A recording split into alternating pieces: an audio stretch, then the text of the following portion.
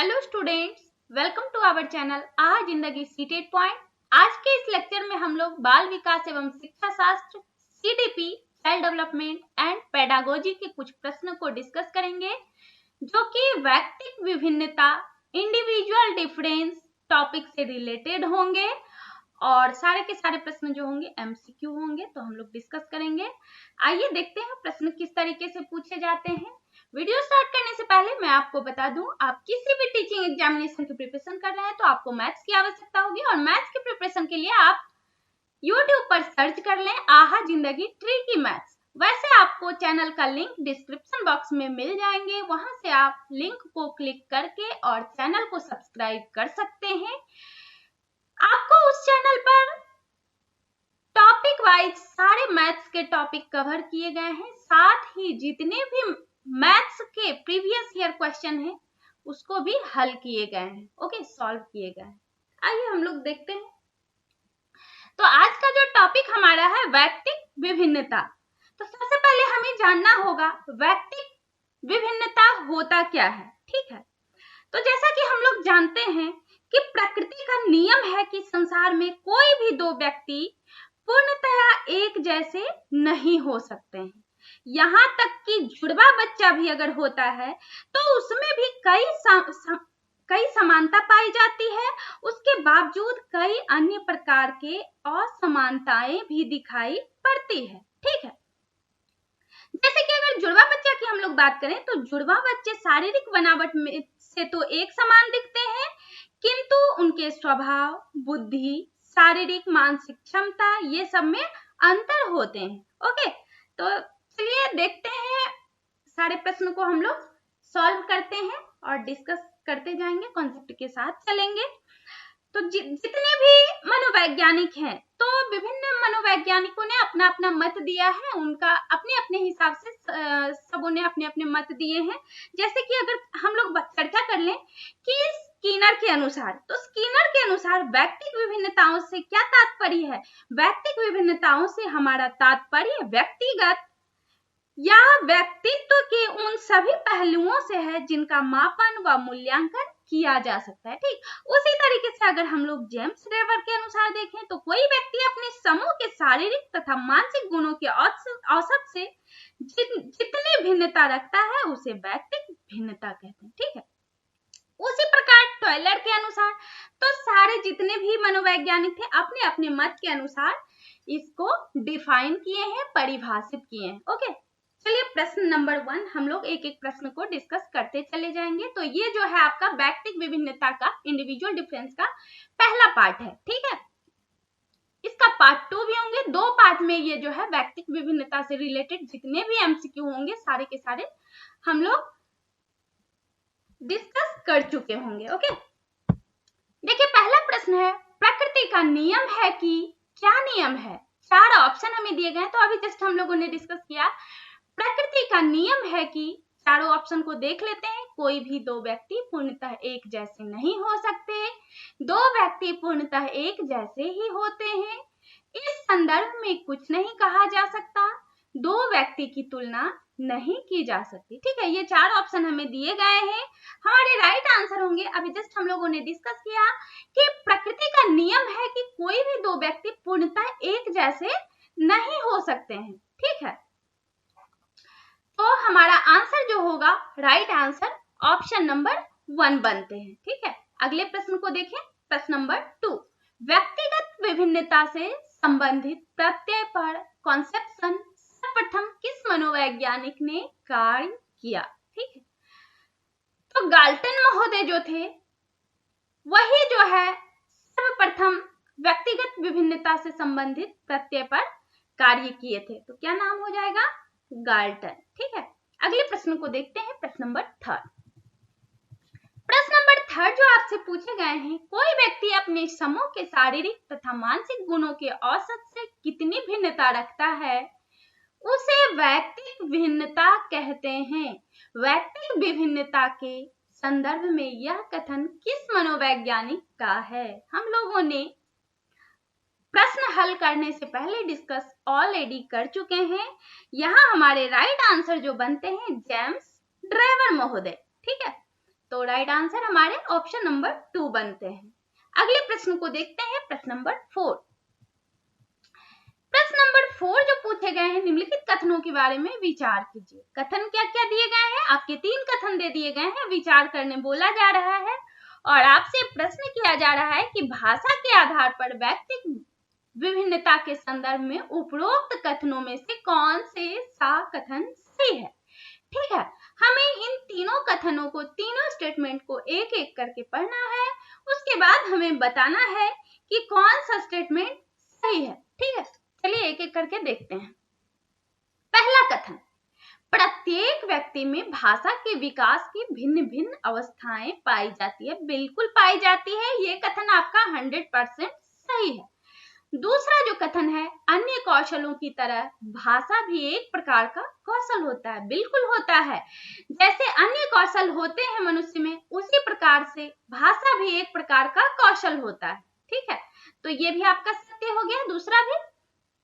तीसरा कथन, भाषा का विकास धीरे धीरे परंतु एक निश्चित क्रम में होता है। बिल्कुल ऐसा ही होता है, भाषा का विकास जो होता है धीरे धीरे होता है, परंतु एक निश्चित क्रम में होता है। ओके, तो यहाँ हम लोग देख रहे हैं तीनों के तीनों स्टेटमेंट जो हैं सही हैं।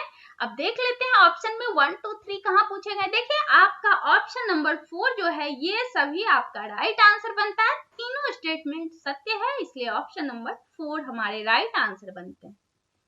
अगले प्रश्न को देखें, प्रश्न नंबर 5।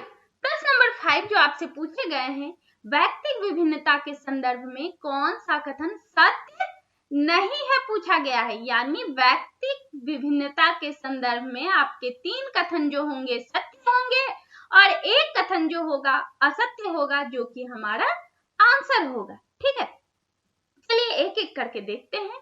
स्त्रियों की शारीरिक संरचना पुरुषों से अलग होता है। बिल्कुल ऐसा होता है, तो ये कथन सत्य है।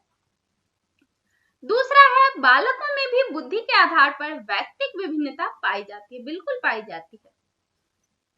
तीसरा जो कथन आपके दिए गए हैं, मानव के व्यक्तिगत एवं विकास पर उसके परिवार एवं समाज का कोई प्रभाव नहीं पड़ता। ऐसा बिल्कुल नहीं होता है, ये कथन आपका असत्य है और हमारा आंसर जो है यही कथन बनेगा। ऑप्शन नंबर 3 हमारे राइट आंसर बनते। देखिए, कोई भी मानव हो, किसी भी मानव के व्यक्तित्व एवं विकास पर उसके परिवार का, उसके समाज का, उसके पास पड़ोस का, उसके विद्यालय का प्रभाव बिल्कुल पड़ता है। ठीक है, तो यहाँ राइट आंसर हमारे ऑप्शन नंबर 3 होंगे, जो कि असत्य कथन है, सत्य नहीं है। और चौथा भी देख लेते हैं ऑप्शन, सभी बालकों की अभिवृत्ति एवं रुचियां एक समान नहीं होती है। बिल्कुल सही, सभी बालकों का जो होता है अभिवृत्ति, रुचि एक समान नहीं होती है। आप अपने आस पड़ोस में देखते होंगे कि कई बालक हैं। ठीक है, आप अपने घर में ही देख सकते हैं।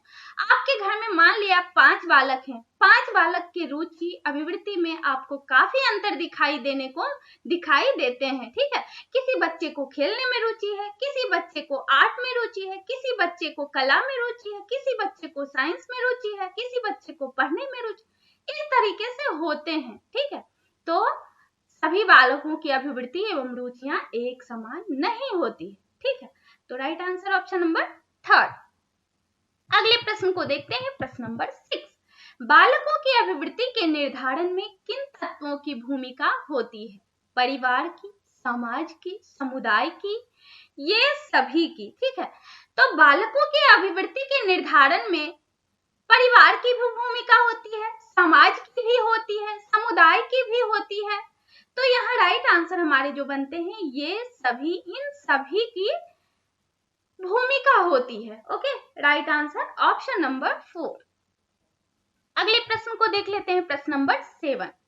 संभवतः व्यक्ति योग्यता की विभिन्नताओं के बजाय व्यक्तित्व की विभिन्नताओं से अधिक प्रभावित होता है। व्यक्तिगत विभिन्नता के संदर्भ में यह कथन किस मनोवैज्ञानिक का है? तो टॉयलर महोदय जो थे, उनका ये कथन है। ठीक है, तो राइट आंसर ऑप्शन नंबर 2 बनते हैं। अगले प्रश्न को देखते हैं, प्रश्न नंबर 8। प्रश्न नंबर 8 जो है, निम्नलिखित में से कौन सा कथन सत्य नहीं है पूछा गया है। फिर से आपको नकारात्मक प्रश्न का उत्तर देना है। चलिए देख लेते हैं। 4 कथन है जिसमें कि 3 सत्य कथन होंगे और 1 जो होंगे असत्य होंगे और वही हमारे आंसर बनेंगे। ठीक है, चलिए बढ़ते हैं। पहला ऑप्शन हम लोग देखते हैं। पहला ऑप्शन जो आपका दिया गया है, बालकों का स्वरूप अंतर्मुखी एवं बहिर्मुखी दोनों प्रकृति का होता है। बिल्कुल होता है, ये आपका कथन सत्य है।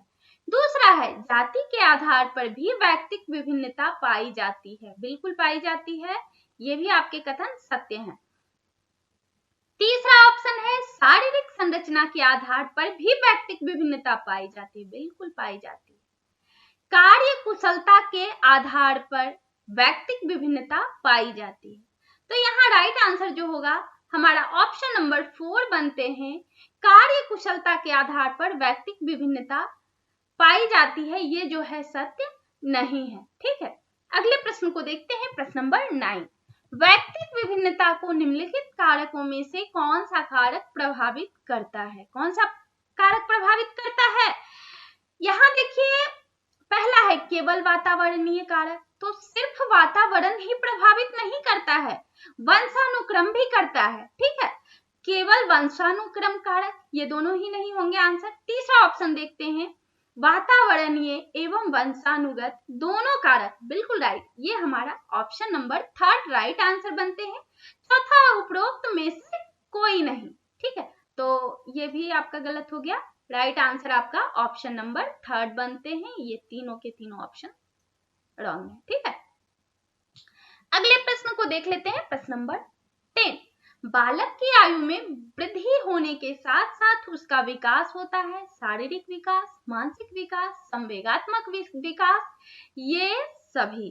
ठीक है, देखिए जैसे जैसे बालक का आयु बढ़ता जाता है, जैसे जैसे बालक की आयु में वृद्धि होता है, तो बालक की आयु में वृद्धि होने के साथ साथ उसका शारीरिक विकास भी होता है, उसका मानसिक विकास भी होता है, उसका संवेगात्मक विकास भी होता है।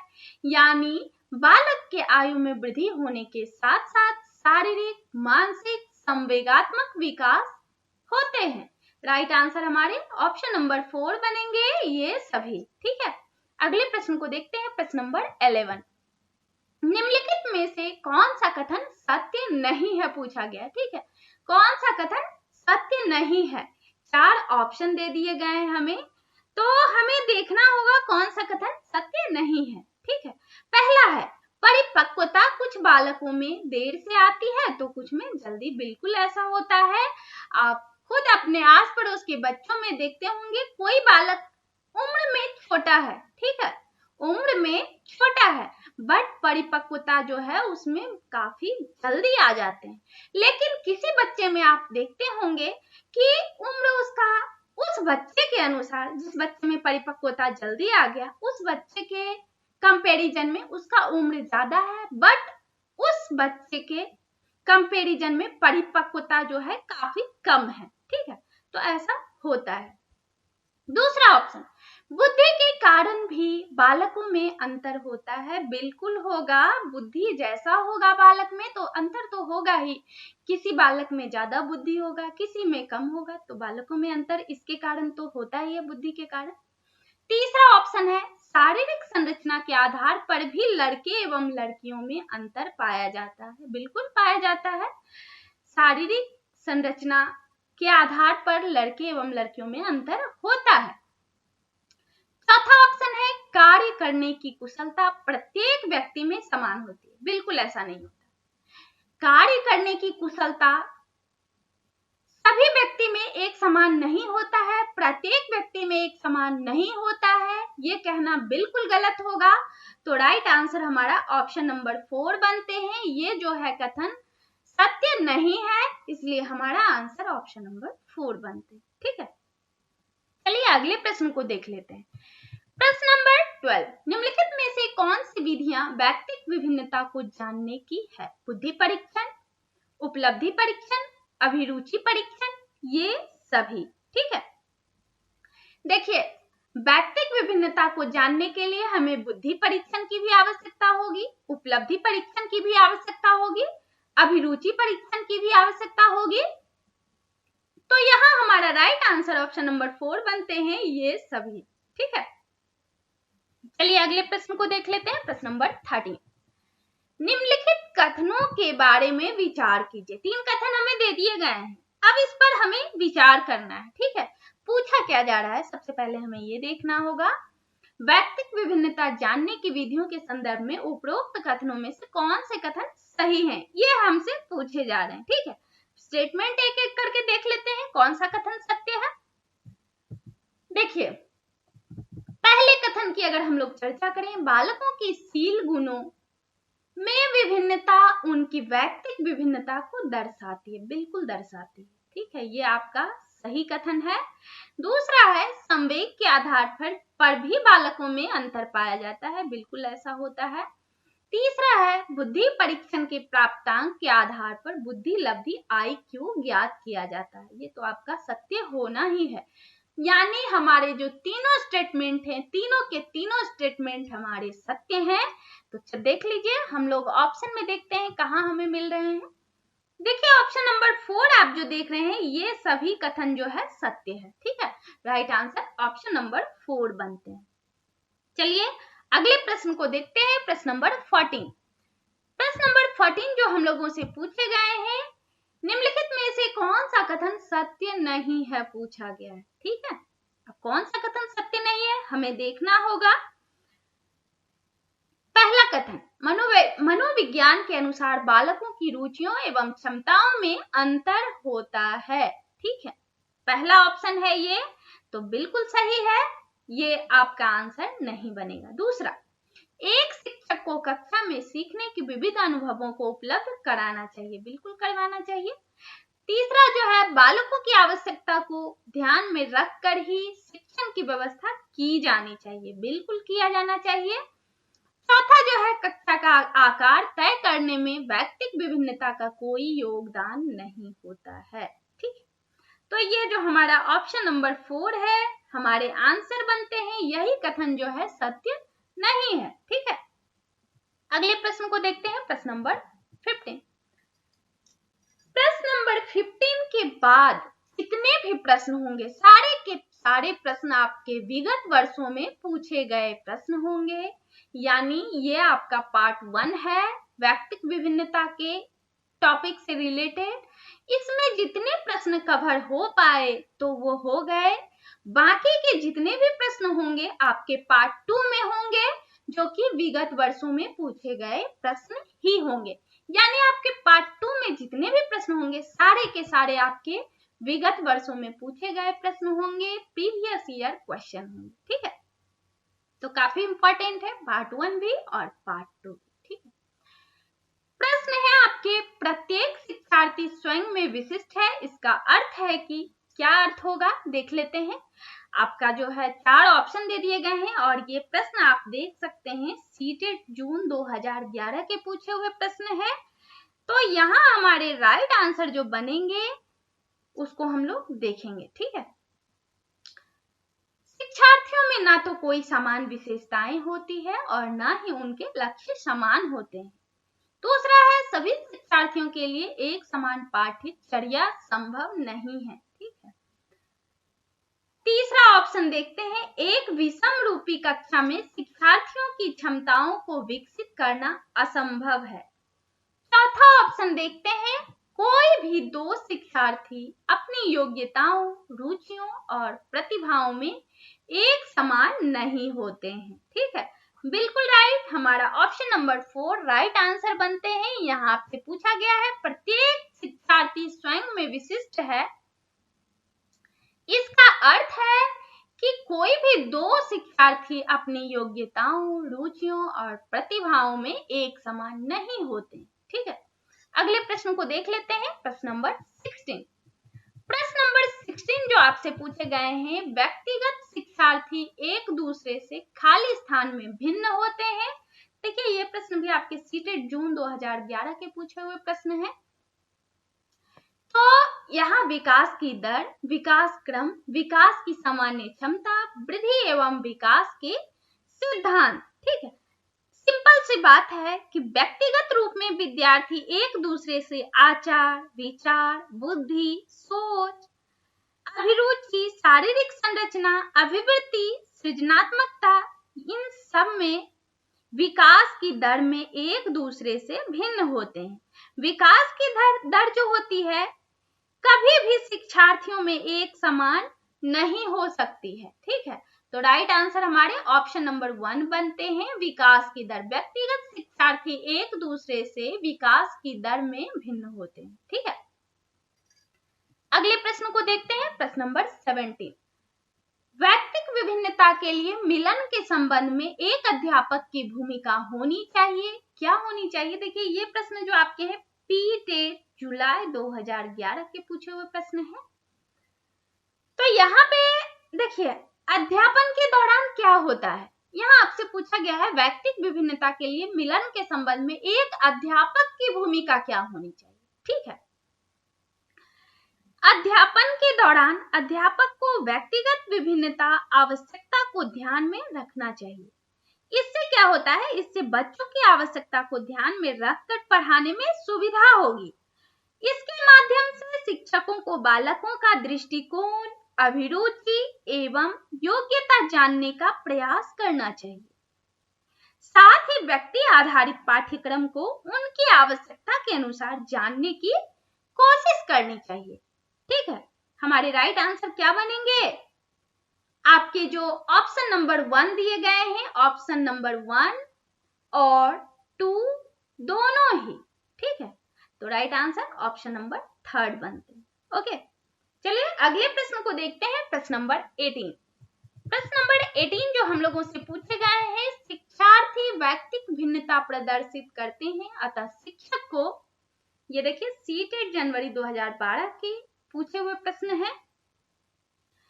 4 ऑप्शन हमें दे दिए गए हैं। यहाँ पे देखिए, शिक्षार्थी वैयक्तिक भिन्नता प्रदर्शित करते हैं, अतः शिक्षक को सीखने की विविध अनुभवों को उपलब्ध कराना चाहिए।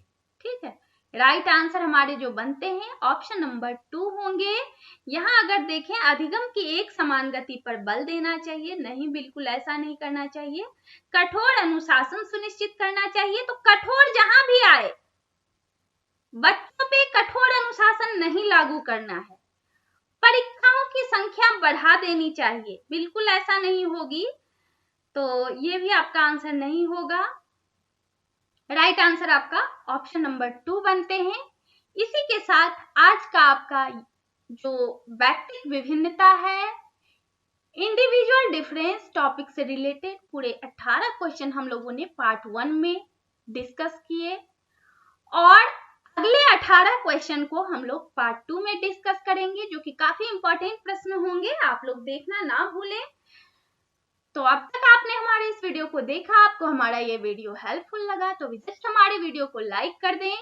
आप हमारे चैनल पर नए हो, अब तक आपने हमारे चैनल को सब्सक्राइब नहीं किए हो, तो अभी जस्ट हमारे channel Aha Zindagi CTET point channel को सब्सक्राइब करें, बेल आइकन जरूर प्रेस करें, जिससे आने वाली वीडियो की नोटिफिकेशन आप लोगों को मिलती रहे और आप हमारे वीडियो से लाभान्वित होते रहें। अपने दोस्तों के साथ, साथियों के साथ जो कि टीचिंग एग्जामिनेशन की प्रिपरेशन कर रहे हैं, उनके साथ हमारे वीडियो को ज्यादा से ज्यादा शेयर करें, जिससे हमारे वीडियो से आपके साथी भी लाभान्वित हो सके। Okay, thank you so much.